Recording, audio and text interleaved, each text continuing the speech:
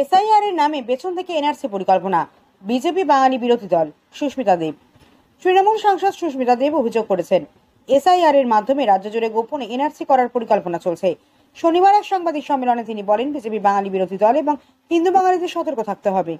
তিনি জানান, মুখ্যমন্ত্রী প্রথমে এফটি মামলার হিন্দু বাঙালিদের অব্যাহতির ঘোষণা দিলেও পরে সুর বদলে শুধু রাজবংশী ও গোর্খাদের মামলা বাতিলের কথা বলেছেন। হিন্দু বাঙালিদের ক্ষেত্রে সিএএতে আবেদন বাধ্যতামূলক করা হয়েছে, যা নাগরিকত্ব প্রমাণ না হলে এফটি মামলা বাতিল করবে না। সুস্মিতা দেবের দাবি, নাগরিকত্ব যাচাইয়ের ক্ষমতা শুধু কেন্দ্রীয় স্বরাষ্ট্র মন্ত্রকের, কিন্তু নির্বাচন কমিশন এসআইআর এর মাধ্যমে অসাংবিধানিকভাবে এই কাজ করছে। ভোটার আইডি, আধার, রেশন কার্ডকে প্রমাণ হিসেবে না মানা এবং 1987 সালের পর জন্ম নেওয়া বাবা মায়েদের জন্ম সনদ চাওয়া অযৌক্তিক। তিনি আরো বলেন, বাঙালিদের জমি, নাগরিকত্ব ও নিরাপত্তা কেড়ে নেওয়ার চেষ্টা চলছে শুধু তাদের ভাষার কারণে। এই পরিস্থিতিতে হিন্দু বাঙালি ও বাঙালি মুসলমানদের বিজেপিকে ভোট না দেওয়ার আহ্বান জানান তিনি। মুখ্যমন্ত্রী দুটা কথা বলেছেন। প্রথমে উনি বলেছেন যে হিন্দু বাঙালিদের কেস যারা ফরেনার্স ট্রাইব্যুনালে আছে সেটা ড্রপ করা হোক, এবং পত্রিকাতে 17 জুলাইয়ের একটা সার্কুলারের কথা উঠে এসছে। 2 নম্বর কথা উনি বলেছেন যে মমতা বন্দ্যোপাধ্যায় বাঙালি মানুষের ভিতরে একটা আতঙ্ক সৃষ্টি তৈরি করছেন এসআইআর দিয়ে। আর 3 নম্বর কথা উনি বলেছেন যে রাহুল গান্ধী যে বলেছে যে ফলস ভোটাররা ভোটার লিস্টে ঢুকে গেছে, সেটা যদি সত্যি হয় তবে তো স্পেশাল ইন্টেন্সিভ রিভিশনটা 100% হওয়া উচিত। আমি 3টে কথা বলতে চাই আসামের বাংলাভাষী মানুষকে, যে আজকে আসামের মুখ্যমন্ত্রী পাল্টি খেয়ে গেছেন, পুরো ইউটার্ন করে গেছেন এবং বলেছেন যে ফরেনার্স ট্রাইব্যুনাল থেকে হিন্দু বাঙালিদের বা বাঙালি মুসলিমদের যে কেস আছে সেটা ড্রপ করা হবে না, কিন্তু রাজবংশী ভাই বোনেদের এবং গোর্খা ভাই বোনেদের কেসটা ড্রপ করা হবে। আমার একটা সোজা কথা, আমি 2017-তে বলেছিলাম বা 18-তে বলেছিলাম যে দিয়ে কারুর লাভ হবে না আর বাঙালিদের বিনাশ হবে। তে কি লেখা আছে ভালো করে আমি চাই আপনারা বুঝবেন। এফটির কেস তখন ড্রপ হবে যখন বাঙালিরা সিএএ এর অ্যাপ্লিকেশন ভরবে, এবং সিএএ এর অ্যাপ্লিকেশন ভরার পরে যদি ভারত সরকার আপনাদের নাগরিকত্ব দেয়, তারপরে এফটি কেস ড্রপ হবে। এটা হলো section 6B of the amended citizenship act 1955, আপনারা দেখে নেবেন। কেস তখন ড্রপ হবে যখন লিখিতভাবে সিএএ এর অ্যাপ্লিকেশনে লিখে দেবেন, আমি বাংলাদেশি, আমি বাংলাদেশ থেকে ডিসেম্বর 2014 আগে এসছি, এই অ্যাপ্লিকেশনটা ভারত সরকার অ্যাকসেপ্ট করবে, তারপরে এই কেসটা ড্রপ হবে। 2 নম্বর কথা আমি বলতে চাই যে এসআইআর নিয়ে মমতা বন্দ্যোপাধ্যায় 100% সত্যি কথা বলছে, আসামের মুখ্যমন্ত্রী হেমন্ত বিশ্ব শর্মা মিথ্যা কথা বলছেন। এসআইআর কে করছে? ইলেকশন কমিশন অফ ইন্ডিয়া করছে। ইলেকশন কমিশন অফ ইন্ডিয়া নাগরিকত্ব নিয়ে কোনো রকমের তদন্ত করতে পারে না, এটা অসাংবিধানিক। আজকে নাগরিকত্ব নিয়ে যদি কোনো তদন্ত করতে হয় সেটা হলো ভারত সরকারের স্বরাষ্ট্র মন্ত্রণালয় করতে পারে এনআরসির মাধ্যমে। এসআইআরটা কেন এনআরসির মতো, বা এসআইআরটা হলো পিছনের দরজা দিয়ে এনআরসি কেন, আমি আসামের জনতাকে বুঝাতে চাই।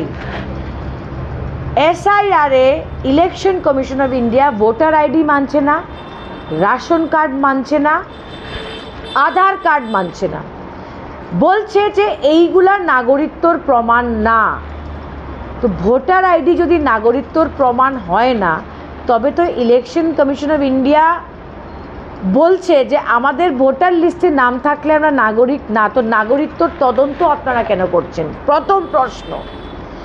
2 নম্বর প্রশ্ন, ইলেকশন কমিশন অফ ইন্ডিয়া বিহারের এসআইআরে দেখা গেছে যে বলছে যাদের জন্ম জুলাই 1987-এর পরে হয়েছে ওদের মা অথবা বাবার বার্থ সার্টিফিকেট দেখাতে হবে। কতজনের কাছে বার্থ সার্টিফিকেট আছে? এই যে ডেটটা 1987 ডেটটা কোথা থেকে আসছে? এই ডেটটা ইলেকশন কমিশন অফ ইন্ডিয়া নাগরিকত্ব আইন সেকশন 3 সিটিজেনশিপ অ্যাক্ট সেকশন 3 থেকে নিয়েছে। Election commission of India citizenship act citizenship by birth কীভাবে লাগু করছে এসআইআরে, সেটার জবাব দিন।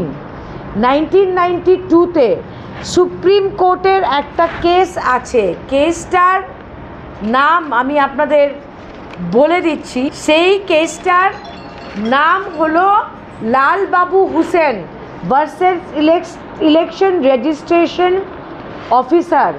সেখানে লেখা আছে clearly, election commission of India নাগরিকত্বর প্রমাণ চাইতে পারে না, তবে আপনারা 1987-এর পরে যাদের জন্ম হয়েছে ওদের বার্থ সার্টিফিকেট কেন চাইছেন? এটা শুধু নাগরিকত্ব অ্যাক্টে আছে, যেটা হোম মিনিস্ট্রি করতে পারবে, কারণ আপনারা ব্যাকডোর থেকে এনআরসি করছেন। বিশেষ করে আসামের হিন্দু বাঙালিদের বলতে চাই যে আপনারা যদি বিজেপিকে ভোট দেন, বিজেপি হলো একটা অ্যান্টি বেঙ্গলি দল। আজকে হিন্দু বাঙালিদের কেস এফটির থেকে কেন ড্রপ হচ্ছে না? কারণ কাতে ভারত সরকার লিখে দিয়েছে যতক্ষণ কার ফর্ম ভরবেন না, আপনারা নাগরিকত্ব অ্যাপ্লাই করবেন না, পাবেন না, ততক্ষণ পর্যন্ত এফটির কেস ড্রপ হবে না। কিন্তু সেই বিজেপির ডাবল ইঞ্জিন সরকার আসামের মুখ্যমন্ত্রী গোর্খা এবং রাজবংশী ভাই বোনেদের কেস ড্রপ করে দিয়েছে। আপনাদের কেস কেন ড্রপ হচ্ছে না? কারণ আপনারা বাংলা ভাষা বলেন। বাঙালি মুসলমানদের আজকে এভিকশন কেন হচ্ছে? কারণ আসামের মুখ্যমন্ত্রী হেমন্ত বিশ্ব শর্মা আপার আসামে হারছেন বলে আজকে উচ্ছেদ করছেন। 10 বছর আপনার সরকার ছিল, আপনি তখন লক্ষ লক্ষ বিঘা জমি কেন উচ্ছেদ করে সরকার আবার সেটা ফেরত নিল না? ইলেকশনের 6 মাস আগে কেন? কারণ ডক্টর হেমন্ত বিশ্ব শর্মা আপার আসামে ওনার পায়ের নিচে জমি সরে যাচ্ছে।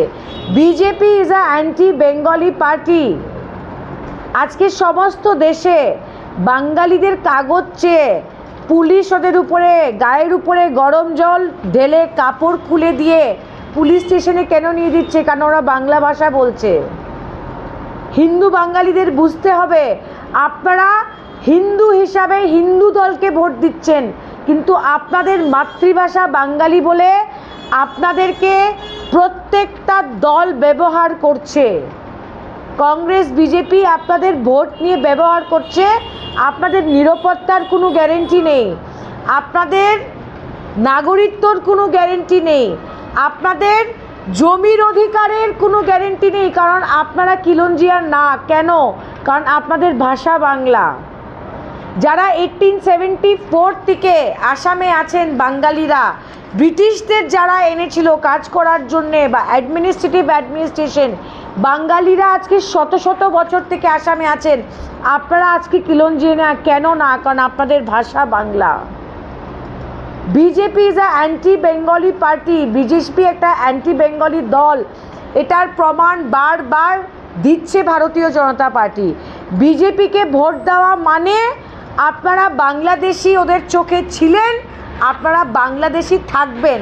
তাই বলেই কার ফর্ম ভরতে বলছে যেখানে লিখতে হবে যে আপনারা বাংলাদেশি।